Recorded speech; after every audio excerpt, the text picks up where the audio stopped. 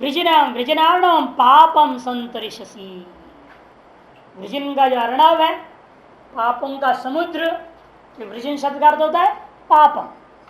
उस वसम संतरिष्यसि, निश्चित रूप तर जाओगे। प्लवोक्ति की सामर्थ्यादेव, यह भाष्यकार ने अर्णवत्व को अर्थतः सिद्ध करके प्रयोग कर लिया है। यथा इत्यादि धर्मो भी, यह क्योंकि जो है यह मुक्षु का या मुक्त का प्रकरणों को लेकर के ज्ञान का प्रकरण चल रहा है ब्रह्म यज्ञ का, इसलिए कहते हैं धर्मोपि यह मुमुक्ष पाप मुच्यते। मुक्षु के दृष्टिकोण से पुण्य को भी पाप शब्द से कह दिया गया है। पुण्य को भी पाप शब्द से कह दिया गया है, इसलिए कह दिया पापम ने पुण्यंच पापम च उभयम संतरिष्यसि। कहा भी मुंडकोपनिषद में, तथा विद्वान नाम रूपाद विमुक्त। विद्वान जो है उसी प्रकार नाम और रूप दोनों से मुक्त हो जाता है। और नाम रूप की प्राप्ति क्यों होती है? पुण्य और पाप की वजह से नाम रूप की प्राप्ति होती है। जब पुण्य पाप से तर जाओगे, नाम रूप पाप के जगत से आप अपने आप मुक्त हो जाओगे। मुंडकोपनिषद 3:2-8 3-8। लेकिन एक शंका है, यहां मन में आ सकता है, आपने प्लवे न कह दिया ना, नौका से तर जाएगा किसको? पाप रूपी समुद्र को। लेकिन यह ये शंका, नौका जब हम समुद्र को तरते हैं क्या समुद्र नष्ट हो जाता है क्या? है? समुद्र तो बना रहता है ना, हम नौका से इस पार से उस पार चले जाते हैं, लेकिन समुद्र तो वैसे का वैसा है। उस तरह हम भी इस ज्ञान रूपी नौका को लेकर पाप रूपी समुद्र को तर जाए, पाप तो रह जाएगा ना, वो कैसे नष्ट हो जाएगा? अरे आप तर जा रहे संतरिष्यसि ज्ञान प्लवेन, किम पापम कह दिया, पाप समुद्रम संतरिष्यसि। तम यथा जलमय समुद्रो न नश्यति प्लवेन संतरणे अपि, तथा ज्ञान प्लवेन संसार सागरम तंत्रणे अपि पाप समुद्रो न नश्यति चेत आह। तब भगवान कहते नहीं नहीं, वहां और यहां में अंतर है। प्लवेन भले हम कह दिया, यहां वास्तविक दृष्टांत क्या लेना है? अगले श्लोक से कहा, लकड़ी का दृष्टांत। जलता हुआ लकड़ी जो कुछ भी पास आ जाए सबको जला देता है, और अंत में खुद भी जल के राख हो। इस दृष्टांत यथैधांसी समिद्धो अग्निर भस्मसात् कुरुते अर्जुन ज्ञानाग्नि सर्वकर्माणि भस्मसात् कुरुते तथा। यथैदांसी समिद्धो अग्नि, क्योंकि भगवान जो श्लोक कह रहे हैं इसका पीछे छांदोग्य उपनिषद की श्रुति है, मुंडकोपनिषद की श्रुति है प्रमाण कि छांदोग्य उपनिषद कहा ना, तद यथैशी का तूलमग्नो प्रोतम प्रदुयेता एवं हास्य सर्वे पापमान प्रदुयन्ते। छांदोग्य 5:24-3 5:24-3। तद यथा, इसी का तूलमग्नो, इसी का जैसे घास के ऊपर जो फूल हो रहा है ना, इसके तूल वो जो रुई जैसा है, जो हवा में बाल उड़ के आएगा, 15 दिन बाद हवा में उड़ने लगेगा चारों तरफ, वो यदि अग्नि में डाल दिया जाए कितना देर लगता है भस्म होने में? क्षण भर भी नहीं लगता।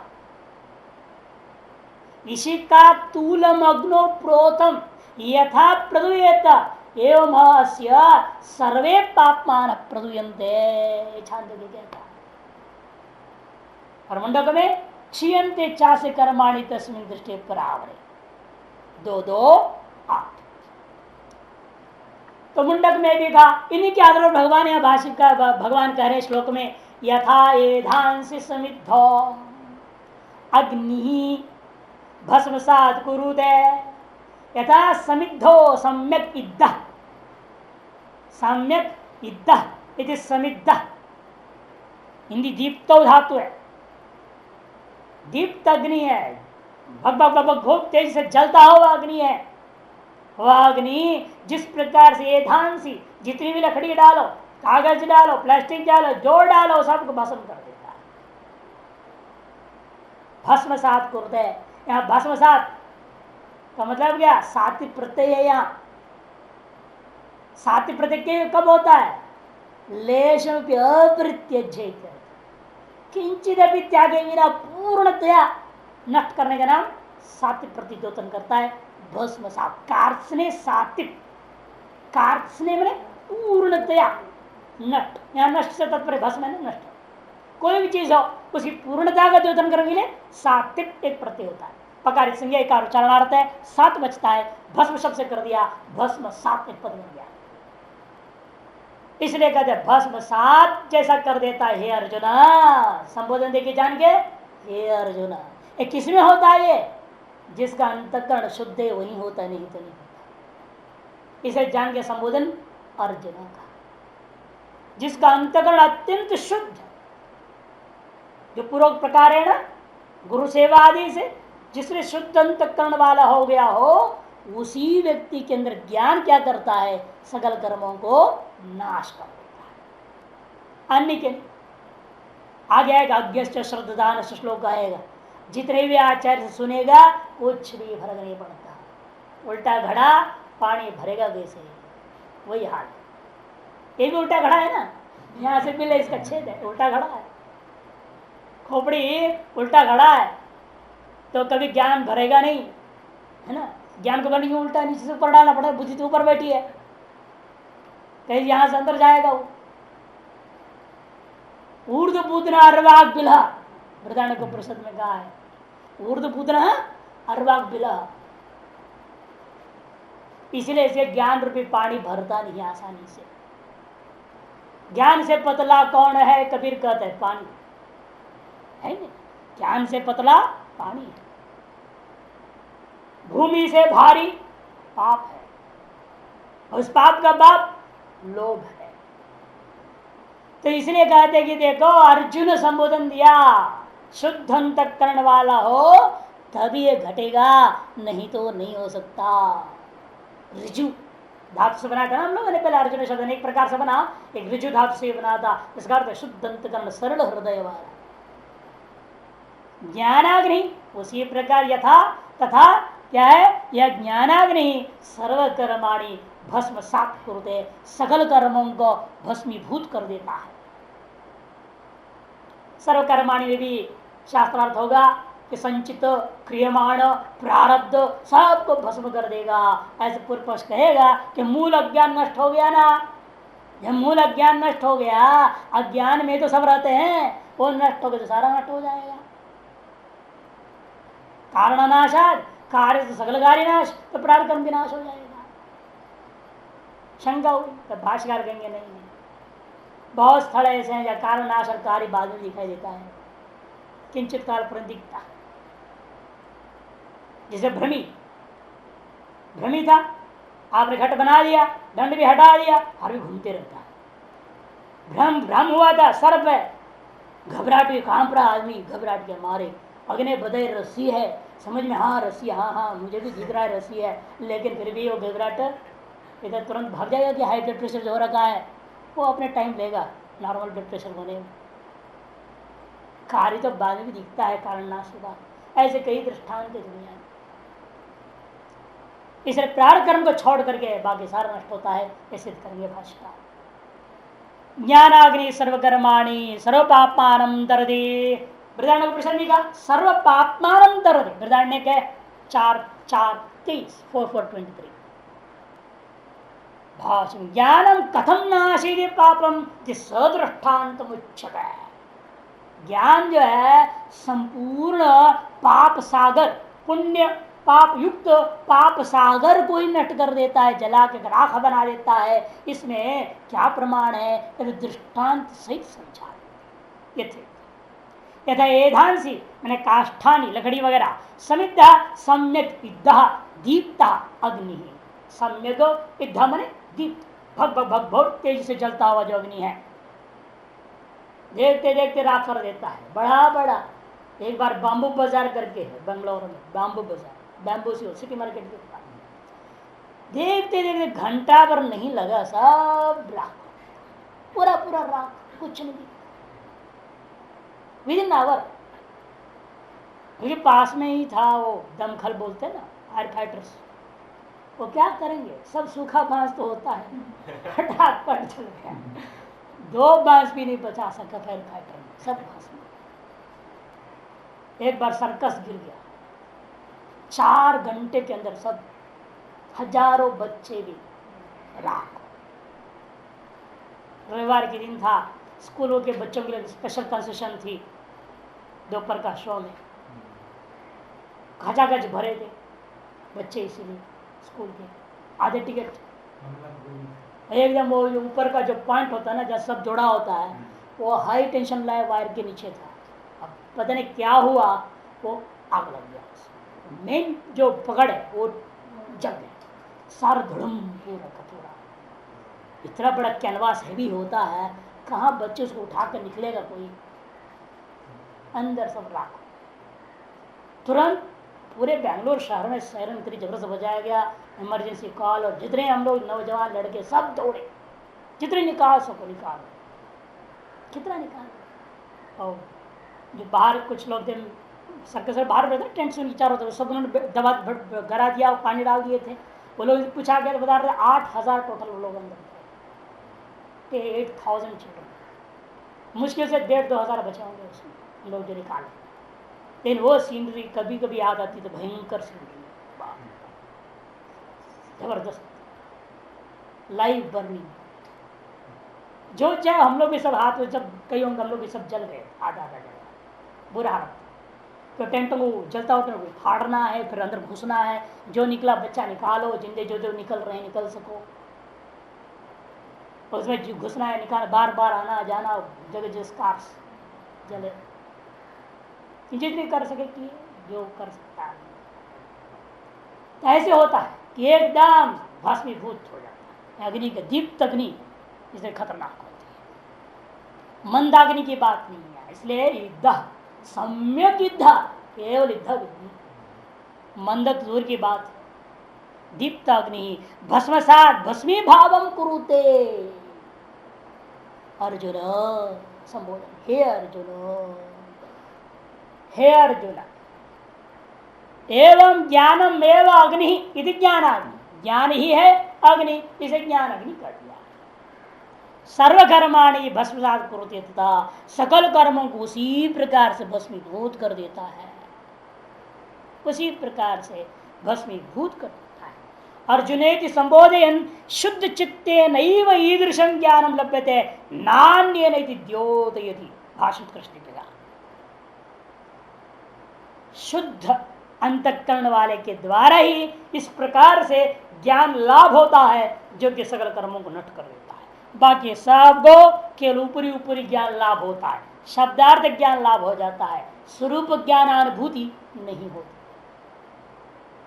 भस्मसात कुरुते तथा का मतलब क्या, निर्बीजी करोति इत्यर्थः, उन सबको निर्बीज बना देता है, जैसे भुना हुआ चने के बराबर हो जाता है। चना को भून दिया आपने तो क्या होगा, वो चने को खेती में डालो तो पौधा उगेगा क्या, नहीं उगेगा। उसी प्रकार से सकल कर्म निर्बीज भाव, दग्ध भाव को प्राप्त, दग्ध बीजवत हो जाता है। इसे निर्बीजी करोति तीर्थः, फल देने वाले बीज थे वो कर्म, लेकिन फल देने योग्य नहीं रह जाते हैं, ये इसका तात्पर्य है। नहीं साक्षात एवं ज्ञान अग्नि, कहते ज्ञान से कैसे कर्म को नष्ट कर देगा साक्षात, पर विरोधी तो है नहीं। तब तात्पर्य होगा ज्ञान साक्षात जो ज्ञान रूपये कर्म को नष्ट नहीं करता, कहते ज्ञान अग्नि क्या करेगा, अज्ञान को रूपये काष्ठ को नष्ट कर देता है, और अज्ञान रूपये काष्ठ ही में ही ये सब कर्म छिपे पड़े, वो भी नष्ट हो जाए। साक्षात ज्ञान अग्नि तानि कर्माणि इंद्रिय कर्तुम नहीं शक्नोति। ज्ञान रूपी जो अग्नि है वह उन कर्म रूपी ईंधन, कर्म तानि कर्माणि ईंधनवत भस्मी कर्तुम नहीं शक्नोति। ईंधन के को जैसा भस्म कर देवे, उस प्रकार से ज्ञान रूपी अग्नि उन कर्मों को साक्षात नष्ट नहीं कर सकता। सम्यक ज्ञानम, क्यों, क्योंकि जो है तस्मात् सम्यक दर्शनम सर्वकर्माणाम निर्बीजत्वे कारणम इति विप्रायः। इसे सम्यक दर्शन जो होता है वह सकल कर्मों का निर्बीजत्व में कारण हो जाता है, ये इसका अभिप्राय है। उसकी निर्बीजता के प्रति कारण, क्योंकि अज्ञान जब नष्ट हो जाता है तो ये कर्म क्या हो, निर्बीजता को प्राप्त हो, क्योंकि अज्ञान रूपी खेती में ही ये सब फसल देते हैं ना। जब अज्ञान रूपी खेती ही नष्ट हो गया, अभी बीज का फसल देंगे। अविद्या क्षेत्र उत्तरेशम, योग सूत्र क्या कहा? अविद्या क्षेत्र किसका? उत्तरेशा। अविद्या अस्मिता राग द्वेष विनिवेश पंचवृत्तया, ऐसा कहने के बाद कहते हैं अविद्या क्षेत्र उत्तरेशा। अविद्या बाकी चार की खेती है। बाकी चार कौन है? राग द्वेष अभिनिवेश अस्मिता। अस्मिता राग द्वेष अभिनिवेश, इन चार जो पनप रहे हैं इस संसार में, इनका खेती अविद्या है। और अविद्या भी खेती खत्म कर दो, अभी बीज कहाँ, क्या करेंगे बीज? ये खेती नष्ट कर दिया आपने, नहीं खेती ही बंजर हो गया, उसमें बीज भी बंजर हो गए, अपने आप खत्म। लेकिन जो फल देना शुरू कर चुके हैं उनकी तो कौन रोक सकता? जो फल देने शुरू कर चुके हैं उन्हें तो आप रोक नहीं सकते हो ना। वो प्रारब्ध कर्म तो इसलिए नष्ट निर्बीज भाव को प्राप्त नहीं होते हैं, वो तो फल देना शुरू कर चुका है। जो बीज भी फल देने शुरू नहीं किए, पौधा नहीं बने हैं, वो तो नष्ट हो सकते हैं निर्बीज भाव को। जो पौधा हो गया फसल दे रहा है, अब उसको क्या रोकोगे? उसको नहीं रोक सकते। सामर्थ्या ये न करुणा शर्म आराध्यम तत्प्रवृत्त फलत्वाद उपभोगे नहीं वक्षीयते। इस पर आंध्रिकार बड़ा सुंदर अवतरण का दे रहे हैं। सम्यक ज्ञानम मूलभूत अज्ञान निवर्तन कर्म निवर्तकम इष्टम चेत। सम्यक ज्ञान जो है मूलभूत जो अज्ञान का निवृत्ति के द्वारा कर्म का निवर्तक है, यही इष्ट आपके मत के अनुसार भी है, तो आरब्ध फल से कर्मणो निवृत्ति प्रसंगात, प्रारब्ध फल वाला जो आरब्ध फल वाला जिसने फल देने के लिए आरंभ कर दिया, वे कर्म भी निवृत्त हो जाएंगे। यह आपत्ति है। प्रसंगात ज्ञानोदय समकालमेव शरीरपात, फिर क्या होगा? जिस क्षण ब्रह्मानुभूति होगी उस क्षण आदमी मर जाएगा, खत्म हो जाएगा, प्रारब्ध में नहीं रह गया ना। क्या आपत्ति? इत्याशंक्या नहीं सामर्थ्यात् ये कर्मणा शरीरम आरब्धम, जिस कर्म के द्वारा शरीर को आरंभ कर दिया गया है, तत्प्रवृत्त फलत्वाद उपभोगे नहीं वक्ष्यते, और प्रवृत्त फल वाले होने से उपभोग के द्वारा ही क्षीण होते हैं। इस पर अनेकों ब्रह्मसूत्र है। ब्रह्मसूत्र 14 अध्याय प्रथम पाद 13, 14, 15, 16, 17, 18, 19 तक सारे सूत्र इसी निर्णय में लगा दिया। 13 से लेकर 19 तक कुछ सूत्र दिया भी मसूद देखिए, क्योंकि श्रुति भिद्यंते हृदय चित्तेन सर्वसंशया अक्षयंते चासकर्म तस्मिन् परावरे तद अधिगम उत्तर पूर्वाघयोर अश्लेष विनाशो तद्व्यपदेशा 4, 13, 14 और आगे 4, 15 इतर विषयाप्ति एकम एवं अश्लेष असंश्लेष पाते तु अनारब्ध पुण्य पावन सूत्र अनारब्ध कार्य एवं तु पूर्वे तद अवधेह 15वां भोगेन तु इतरे क्षपयित्वा संपदित है 19वां।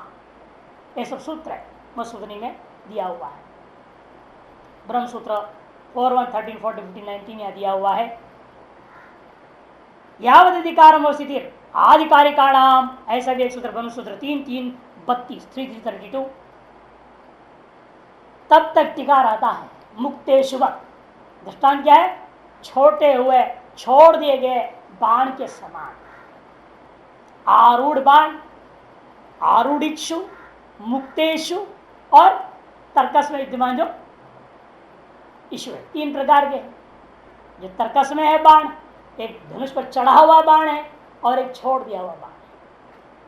तो तर्कस में बाण है वह संचित कर, जो धनुष पर है वह क्रियमान है, वर्तमान में तैयार है, और छूट गया है वह प्राप्त है। ये दोनों को तो हमारी मर्जी के अधीन है। तो धनुष पर ऐसे छोड़ू ना छोड़ू आपकी मर्जी है, उसके से वापस तर्कस में डाल दो, लक्ष्य में जाएगा। जब मालूम हो गया गाय है तो छोड़ेगा क्या आदमी? तो इसीलिए कहते हैं ये दोनों तो नष्ट हो जाएंगे। फल तो आरंभ दे देने, आरंभ कहीं किए नहीं है, वो तो लक्ष्य पर चल चुका है, वो तो अपना वेग जहां तक है वहां तक जाएगा, ये ठोकर मारेगा, जिससे मारने को लगेगा वो लगेगा।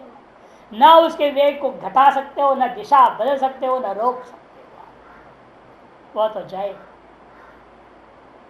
इन बाकी को तो रोक सकते हैं।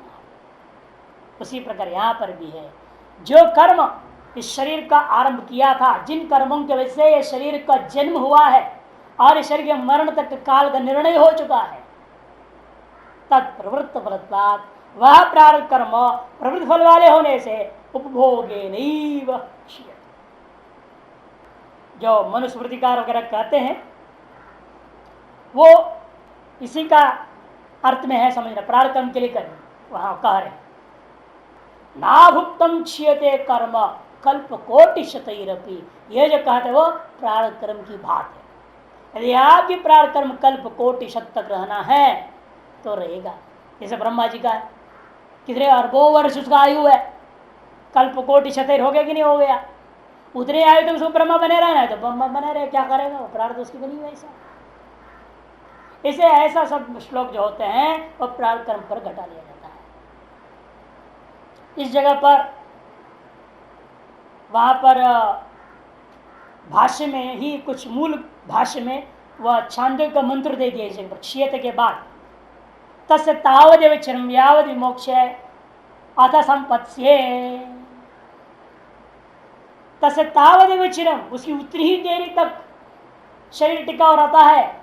यावन विमोक्ष है, जब तक प्राग कर्मों का मुक्ति प्राप्ति नहीं होती। अथ संपत्ति से उसके अनंतर ही तुरंत ब्रह्म के साथ एकीभूत हो जाता है। 6-4-2 कुछ ग्रंथों में मूल में ही है ये मंत्र। छांदोग्य की तरह मंत्र को मूल भाषा में ही लोगों ने जोड़ रखा है। अतः यानी अप्रवृत्त फलानी, ये सब किनका नाश करता है फिर ज्ञान? कहते यानी प्रवृत्त फलानी, जो भी फल देने के लिए प्रवृत्त नहीं हुए हैं, जो कि इस शरीर से किया हुआ है ज्ञानोत्पत्ति से पहले और इस शरीर से होते रहेगा ज्ञानोत्पत्ति के पश्चात, वो सारे कर्म और अतीत अनेक जन्म कृतानि चितानि एव सर्वाणि भस्मसात करोति। ज्ञानोत्पत्ति प्राकृतानि ज्ञान सहभाविनी च, ज्ञानोत्पत्ति से पहले किया हुआ कर्म और ज्ञानोत्पत्ति के बाद ज्ञान के साथ ज्ञान काल में जब तक शरीर से जो होते रहेगा वो सारे कर्म और अतीत अनेकों जन्मों में किया हुआ सकल संचित कर्म। क्रियमाण को दो भाग में कर दिया ना, ज्ञानोत्पत्ति से पहले इस शरीर से आपने जो किया है और शरीर ज्ञानोत्पत्ति के बाद में शरीर से जो हो रहा है वो सारे कर्मों को एक कोटि है क्रियमाण, और अनेक जन्म पिछले जन्मों से अनेकों जन्मों में जो किया हुआ कर्म है वो सब जो संचित क्रियामण और सिचित, इन्हीं को ही ज्ञान रूपी अग्नि नष्ट करता है। तानि सर्वाणी भस्मसात कुरुते, उन सब को भस्मीभूत कर देता है यह ज्ञान रूपी अग्नि। ये इसका अर्थ है। यत एवं, जिसलिए ऐसा है इसीलिए समझना, इस ज्ञान से बढ़कर अंतकरण को शुद्धि का भी साधन नहीं है। अंतकरण शुद्धि के लिए भी इसी ज्ञान का अभ्यास करना, करते करते यही ज्ञान अंत में फल भी दे देगा। इसी से शुद्धि भी होगी, इससे मोक्ष भी हो जाएगा। कि इसलिए इससे बढ़कर पवित्र करने वाला कोई दूसरा चीज नहीं है। नहीं ज्ञानेन सदृशम पवित्रम यह विद्यते तत्स्वयं योग संसिद्ध काले नात्मनि विन्दति। नहीं ज्ञानेन सदृशम पवित्रम यह विद्यते, यह मने संसार में इस लोक में ज्ञान के सदृश कोई और पवित्र करने का साधन, शुद्ध करने का साधन विद्यमान नहीं। पूयत्या नेति पवित्र, पूयते शोध्यत्या नेति पवित्र। पुई शोधने धातु है, उससे पुई पवने धातु भी है। उन धातु से क्या कर देना है? त्रण प्रत्यय, स्ट्रन स्ट्रन अनेन अर्थ पवित्र करने का साधन, शुद्धि कर्म, शुद्धि का साधन। इस ज्ञान के समान, ज्ञान के सदृश, ज्ञान के तुल्य कोई दूसरा चीज नहीं है इस संसार में। तत् स्वयं योग तत्मने वह ज्ञान, क्योंकि स्वयं ही आत्मनिविंदती, उस ज्ञान को वह ज्ञान स्वयं ही इस आत्मा में प्रकट हो जाएगा, प्राप्त हो जाएगा। तो स्वयं प्राप्त हो जाएगा आत्मा में, कैसा हो सकता है? आज तक क्यों नहीं प्राप्त हुआ? फिर कहते क्या करे, ये चीज तेरे पास नहीं था। योग संसिद्ध, योग से तुम अभी संस्कारित नहीं हो। योग से भाष्यकार दोनों प्रकार के लेंगे, निष्काम कर्म योग से और समाधि, अष्टांग योग, लय योग, क्रिया योग, नाद योग, है ना, भक्ति योग, जितने कोई ना कोई योग, अधिकारी वेदांत, समाधि सम्यक प्रकार से अंतकरण बाह्यकरण आदि को आधान करके शुद्ध करके पकड़ के रखने में, संयमित करने में जो योग है, अनेक प्रकार के योग है, उसके द्वारा अभी संस्कारित जिसका है उसके आत्मा में, उसके अंतकरण में ज्ञान प्रकट होता है, बाकी के अंतकरण में नहीं होता। इसे जिसके हृदय में, अंतकरण में अभी ज्ञान, आत्मा, आत्मा रूपी अंतकरण में ज्ञान यदि प्रकट नहीं हुआ है स्वयं, इसका मतलब समझो अभी योग संसिद्ध हो नहीं। योग संसिद्धि कैसे होगी? तो काले ना, बहुत समय लगता है। धीरे धीरे धीरे धीरे धीरे करके अनेक जन्म में लेकर के वह अंतकरण जब शुद्ध होगा तब तो उसमें ज्ञान अपने आप प्रकट स्वयं विंदति। स्वयं कैसे हो सकता है भाई? दृष्टांत बड़ा सुंदर, एक पंचाशीति नाम का ग्रंथ है, पंचाशीति 85 श्लोक्स, इसका नाम भी रख दिया पंचाशीति। जिस शतश्लोकी होता है ना, 100 श्लोक है शतश्लोकी, 10 श्लोक 10 श्लोकी, ऐसे पंचाशीति एक ग्रंथ। तो पंचाशीति ग्रंथ में क्या लिखा? राहु को दृष्टांत बना। किसी ने आज तक राहु को सीधा देखा गया है? राहु दिखता है, दिखता कैसे? फिर वो चंद्रमा में छाया करके दिखता है। सदा राहु देखना है तो चंद्रमा में छाया रूप में ही उसको देख सकते हैं, और कोई तरीका ही नहीं देखने का। उसी प्रकार से आत्मा अंतकरण में भाषित है। राहुर अदृश्योपि सदा, राहुर अदृश्योपि सदा भासते शशिबिंबस्थः, भासते शशिबिंबस्थः तद्वद् विशुद्ध चित्ते अयम, तद्वद् विशुद्ध चित्ते अयम प्रकाशते स्वयं ही आत्मा। उसी प्रकार ये आत्मा विशुद्ध चित्त में स्वयं प्रकाशित हो जाता है। जिस प्रकार से राहु जो है स्वयं अदृश्य होने के बावजूद भी चंद्रमा में अनायास ही प्रकाशित हो जाता है। चंद्रमा कैसा है? शुद्ध चंद्र, पूर्णिमा की चांद में ही ग्रहण होता है, अन्य चांद में ग्रहण नहीं होते। जब भी चंद्र ग्रहण होगा पूर्णिमा का दिन ही होता है, आगे पीछे नहीं होता। और सूर्य ग्रहण जब भी होगा अमावस्या में ही होगा, आगे पीछे नहीं होगा। कि उन्हीं दिनों में वो स्पष्ट दिख सकता है राहु, कि स्वच्छ होता है पूर्णिमा का चांद, अत्यंत स्वच्छ। उस अत्यंत स्वच्छ चांद पर राहु का जो है प्रतिबिंब रूपेण दिखाई देता है, छाया रूपे दिखता है। विशुद्ध चंद्रमा पर से राहु स्वतः अदृश्य होने के बावजूद भी स्वयं भाषित होने लग जाता है। इस तरह आत्मा स्वतः अदृश्य होने के बावजूद भी शुद्ध अंतकरण स्वयं भाषित होने लगता है, ये विशेषता है। इसलिए यहाँ भगवान जान के स्वयं शब्द का प्रयोग कर दिया, तत्स्वयं योग संसिद्धि, कंडीशन डाल दिया, स्वयं अंतकरण में प्रकाशित होता है। कैसा अंतकरण में? इस श्लोक में भी क्या कहा? विशुद्ध चित्ते अयम, विशुद्ध चित्त होना चाहिए, जिसको पूर्व में संबोधन में प्रकट कर चुके हैं। अर्जुन, जो अर्जुन होता है शुद्ध अंतकरण वाला होता है, उसी के अंतकरण में योग संसिद्ध अंतकरण होता है, योग संस्कारित अंतकरण वो होता है। तो काले न वह उस अंतकरण में आत्मनि अंतकरणे स्वयं आत्मा विंदति, स्वयं ज्ञानम तद ज्ञानम विंदति। भाष्य यदेव मतो नहीं ज्ञानेन सदृशम तुल्यम, नहीं ज्ञानेन स्पष्टार्थ सदृशम तुल्यम, पवित्रम माने पावनम, शुद्धिकरम, पावनम शुद्ध करने का साधन करने वाला, यह मैंने अस्मिन संसारे नहीं विद्यते, कोई दूसरा नहीं हो सकता है। तज ज्ञानम स्वयमेव, वह ज्ञान स्वयं ही प्रकट हो जाएगा। ये स्वयं कैसे प्रकट हो जाएगा महाराज? आज तक तो बड़ा रगड़ रगड़ के परेशान हो रखे हैं, अभी तक तो कुछ हुआ नहीं लग रहा। तब कहते तुम्हारे अंदर कमी है, भी योग संसिद्ध हो तो हो जाएगा। योग से संसिद्ध, योग सिद्ध तो है ही, सर योगी राज कहते हैं, योग सम्राट कहते हैं, लोग तो टाइटल दे रखे हैं एक दूसरे को। तब कहते वो से मतलब नहीं है। यहाँ योगेन कर्म योगेन समाधि योगेन च संसिद्ध संस्कृत है। योगेन मने निष्काम कर्म योगेन। कर्मयोग में क्या लेना? निष्काम कर्मयोग से लेना, तभी तो अंतर्गुण शुद्ध होगा। सकाम कर्म अंतर्गुण शुद्ध थोड़ा होना है। काम में तो मल बढ़ेगा घटेगा कहां से? कर्म का तात्पर्य है निष्काम कर्म योगेन।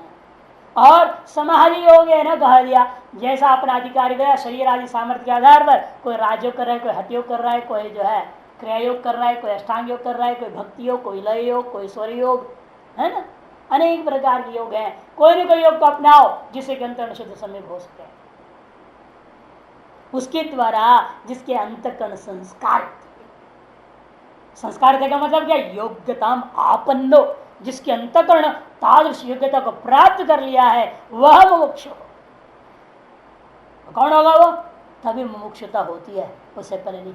पहले कहने के लिए हम भी मुमुक्ष हैं, कौन मुमुक्ष नहीं? सब मुमुक्ष हैं।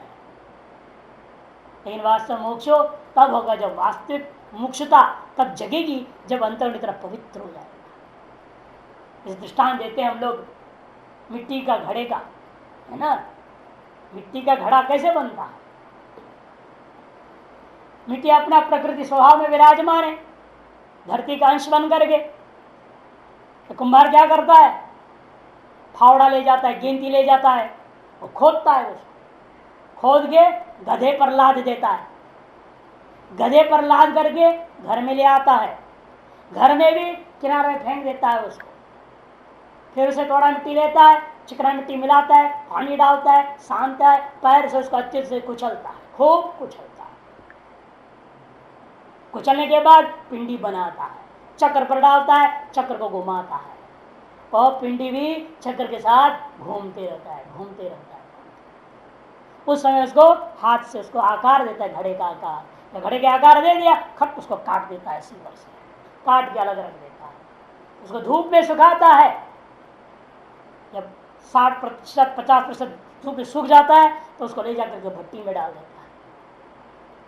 भट्टी से पक के निकल गया, बजा बजा के देखता है, हाँ जो ठीक ठाक पका है उनको अलग करता है, जो ठीक ठाक नहीं उनको अलग कर देता है। जो ठीक ठाक है उनको भी क्या करेगा? वे बैलगाड़ी में लाद देता है, एक के ऊपर खूब ऊंचा, सारे घड़ों को ले जाता है। वहां कोई शोरूम बना हुआ है क्या उसके लिए? नहीं, फुटपाथ पर डाल देता है, जो आवे बजा बजा के देखे, और कोई ना कोई उसको उठा के खरीद के ले जाता है। खरीद के ले जाता है, हाँ यही अच्छे काम के लिए ले गया तो ठीक है, दारू रखने के लिए ले गया तो क्या फायदा? अच्छे काम के लिए ले गया, पानी भर के रख दिया तो स्वयं शीतल और जल को भी शीतल कर देता है, और जो पिया उसकी भी गर्मी ताप को उतार के उसको भी शीतल कर देता है। ये गुण है घड़े का। इन घड़े को उस पर तैयार किसने किया, और मिट्टी को कितने परिश्रम में जाना पड़ा है, किस हालत में गया है, शुरू से अंत तक अपमान ही अपमान सहन किया है। पहले गेंती से फोड़ा उसको, है ना, फावड़े से भरा उसको और लाद दिया गधे पे। खुद कुंभार शादी में गया तो घोड़ी पर गया और मिट्टी को गधे पर लाद के लाया। कितने अपमान किया। लाके घर में भी कोई सम्मान नहीं, कोई स्वागत नहीं, किनारा में फेंक दिया था और बाएं पैरों से कुचल दिया। कोई आरती उतार गया, माला नहीं पहना। उसके बाद 84 योनि में जीव चक्र काटता है, वैसे चक्र के ऊपर से घुमाते रहा। तैयार हो गया उसको काट के अलग करके धूप में तपा दिया, फिर भट्टी में पकाया उसको। कहाँ इज्जत रहा उसका? कहीं सदा अपमान अपमान अपमान, डांट डांट डांट। फिर फुटपाथ में रख दिया, वहां भी जो आवे तो बजा देगा, ठीक नहीं ये ठीक नहीं है, छोड़ देते ना, क्या सम्मान है उसका। एक आध उठा के ले गया, चलो उसमें भी होता है तो 5 रुपये नहीं 4 रुपये दूंगा, 4.5 दूंगा, कुछ ना कुछ। उसकी कीमत भी नहीं है, एक कीमत जो मुंह मांगे देते भी नहीं उसको, उसमें भी लड़ाई होती है। जैसे तैसे हाँ हूं करके अपना उठा के ले जाता है। शुरू से अंत तक क्या दुर्दशा है उसका, देता क्या है वापसी में? कभी एक शब्द नहीं, कभी उल्टा नहीं, खुद शीतल अंदर में बढ़ा लो, जल को शीतल करता है, जो पीता है उसे भी शीतल करता है। यही हाल है शिष्य का। मिट्टी, मिट्टी का घड़ा शिष्य है। यह गृहस्थी में था, वहां से उठ के आया गुरु के पास। जैसे मिट्टी जंगल से निकल के कुंभकार के घर में आया, उसे यह बालक अपने घर से गुरुकुल में पहुंचता है। गुरुकुल में क्या होगा उसका? मिट्टी को साना जाता है, कुचला जाता है, तपाया जाता है, पकाया जाता है। उसी प्रकार इसके शिष्य के साथ भी रगड़ाई गुरु कर देता है। अनेक प्रकार से कर्म योग, भक्ति योग, ये वो करो, जितना भी करेगा डांटेंगे, वो फटकारते रहेंगे। यही गुरु का काम है। जब तक अगले का अहंकार अभिमान मिटता नहीं है, तब तक गुरु का कर्तव्य उसकी प्रशंसा कभी नहीं करनी चाहिए। जिसकी प्रशंसा किया अहंकार से इसका इतना फूल जाएगा, वो एकदम नरक में पड़ा। हृदय से दया रखे, हृदय से प्रेम रखे, हृदय से सब कुछ, बाहर से कठोर होना चाहिए। वही गुरु का स्वभाव है। हाँ, तभी शिष्य तैयार होता है।